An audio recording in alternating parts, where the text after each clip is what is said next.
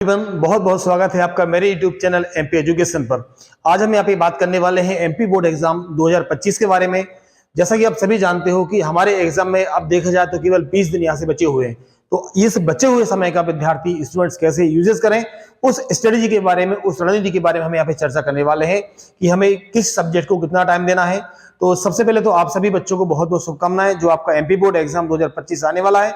तो देखिए, सबसे पहले मैं आपको जैसे अपन बात करते हैं, अगर हिंदी जो हमारा पहला पेपर है, अगर हम हिंदी पहले पेपर की बात करें तो आपको 20 तारीख से लेकर बिल्कुल एग्जाम तक आपको केवल हिंदी पढ़ना है। उसके बाद आपको कोई सा भी सब्जेक्ट नहीं पढ़ना है ना। तो आपको 20, 21, 22, 23 और 24 तारीख को बिल्कुल हिंदी हमें पढ़ना है। अब आप आज से देखेंगे, बेसिकली आज 3 तारीख है, लेकिन 2 दिन हमारा और सेट हम जमा लें तो आप देखेंगे कि आपकी 5 तारीख से लेके 20 तारीख तक हमारे पास टोटल जो दिन बच रहे हैं वो हमारे पास बचते हैं 15। इन 15 दिनों में हम अपनी 12th क्लास की तैयारी को और बेहतर कैसे बना सकते हैं। तो आपको क्या करना है, इन 15 दिनों में आपको ये ध्यान रखना है कि आपके 5 सब्जेक्ट हैं, तो कम से कम आपको 15 घंटे आपकी स्टडी, जिसको सेल्फ स्टडी की मैं बात कर रहा हूं, हमें कम से कम 15 घंटे यहां से हमारी स्टडी को देना है। तो जब आप 15 घंटे डेली पढ़ने वाले हैं, आपके पास कितने दिन है, आपके पास है 15 दिन। इन 15 डेज में हमें क्या करना है, पूरा टाइम टेबल आप डिवाइड करिएगा और उनमें भी आपको एक सब्जेक्ट को मिनिमम 3 घंटे देना है। ठीक है, तो हम 3 घंटे एक सब्जेक्ट को देंगे, हमारे 5 सब्जेक्ट होते हैं। इस तरीके से हम 15 घंटे हमारी स्टडी को कर सकते हैं। सभी सब्जेक्ट को हमें इक्वल सब्जेक्ट देना है। जैसा कि मैंने आपसे बोला है कि 20 तारीख से हमें हिंदी पढ़ना है, तो इसका मतलब ये नहीं है कि हमें अभी हिंदी नहीं पढ़ना, हमें अभी पूरे सब्जेक्टों को बराबर बराबर टाइम देना है। हमारा फिजिक्स है, केमिस्ट्री है, मैथ है, बायो है, इंग्लिश है। तो आपका माइंड जब जैसे काम करता है, मॉर्निंग टाइम में आप अच्छे से जो याद करने वाले सब्जेक्ट हैं उनको याद कर सकते हैं। तो जैसा कि मैंने आपको बताया कि पर डे आपको क्या करना है, 15 घंटे मिनिमम पढ़ना है। ठीक है ना, क्लियर हो रहा होगा आपको। इनमें से भी जैसे एक सब्जेक्ट को आप 3 घंटे दे रहे हैं, तो उन 3 घंटे में आपको क्या करना है, ये बहुत अच्छे से समझ लीजिए जो मैं आपको बताने वाला हूं।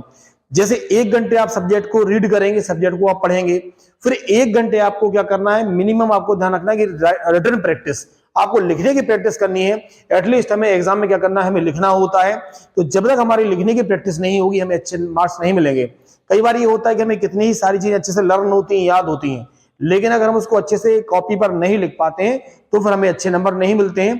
तो बिल्कुल आप अच्छे तरीके से आप तैयारी कीजिए। बल्कि आप ऐसा भी कर सकते हो, 1.5 घंटे किसी सब्जेक्ट को पढ़िए, रीड करिए, याद करिए। 1 घंटे आप रिटर्न प्रैक्टिस करिए और आधे घंटे आप उसको रिवीजन करेंगे। रिवीजन बहुत बड़ा फैक्टर होने वाला है, आपको ध्यान रखना है। ठीक है ना। तो जितना ज्यादा हम रिवीजन करेंगे, हमें उतने अच्छे मार्क्स हमारे सब्जेक्टों में मिलने वाले हैं। तो हमें क्या करना है, सबसे पहले आप कुछ चीजों का याद रखेंगे। अभी तक आपने जो कुछ भी पढ़ा है आप उसको बार बार रिवाइज करिएगा, लिख कर देखिएगा। और बहुत सारे बच्चे अब क्या करते हैं कि बहुत सारी नई बुक्स भी लाएंगे, कुछ यहाँ से कुछ अपने नए नए नोट्स मंगा लेंगे, नए नए यूट्यूब चैनल पर जाएंगे। तो आपको ज्यादा परेशान नहीं होना, जहां से आप अपनी स्टडी कर रहे हैं वहीं से आप लोग अपनी स्टडी को कंटिन्यू कर सकते हैं। ठीक है, बार बार रिवाइज करिए। पॉजिटिव माइंडसेट के साथ हमें क्या करना है, अपनी स्टडी को कंटिन्यू करना है।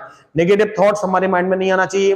कितना परसेंटेज बनेगा, फेल तो नहीं हो जाएंगे, तो इन चीजों पे हमें बिल्कुल भी ध्यान नहीं देना है। पॉजिटिव माइंडसेट के साथ आप बढ़िया अच्छे से अपनी तैयारी कीजिए, आपका रिजल्ट बहुत अच्छा आने वाला है। किसी भी तरीके का जो नेगेटिव थॉट्स होते हैं, नकारात्मक विचार होते हैं, वो हमारे मन में नहीं आना चाहिए।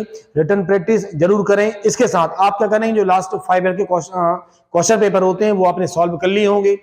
अच्छा, पूरा अपना जो रिवीजन का मटेरियल है उसको सिस्टमेटिक रखेंगे। कई बार हमें कोई चीज रिवीजन करनी होती तो क्या होता है, हमारी वो कॉपी नहीं मिलती है कि हमने उसको कहां पे रख दिया है। तो जितना ज्यादा सिस्टमेटिक आप स्टडी अब करेंगे उतना बेनिफिट आपको बोर्ड एग्जाम में अब होने वाला है। तो आप पॉजिटिव माइंडसेट करें, बार बार आप चीजों को रिवाइज करेंगे, अच्छे से उनको लर्न करेंगे, रिटन प्रैक्टिस करेंगे। क्लियर हो रहा है आप सभी को। और आप चाहें तो सुबह जैसे ही आप उठते हैं 1 या 2 मिनट या 5 मिनट जो भी आपका टाइम सेट हो, आप मेडिटेशन कर सकते हैं। इससे आपका माइंड में सकारात्मक वेव्स आएंगी, नेगेटिव थॉट्स आपके माइंड में नहीं आएंगी। किसी भी तरह की नेगेटिविटी आपके माइंड में नहीं आना चाहिए। सेल्फ स्टडी पर ज्यादा फोकस करें, ग्रुप डिस्कशन से अब आपको बचना है। आई होप कि आपकी तैयारी बहुत ज्यादा अच्छी होने वाली है। Thank you so much.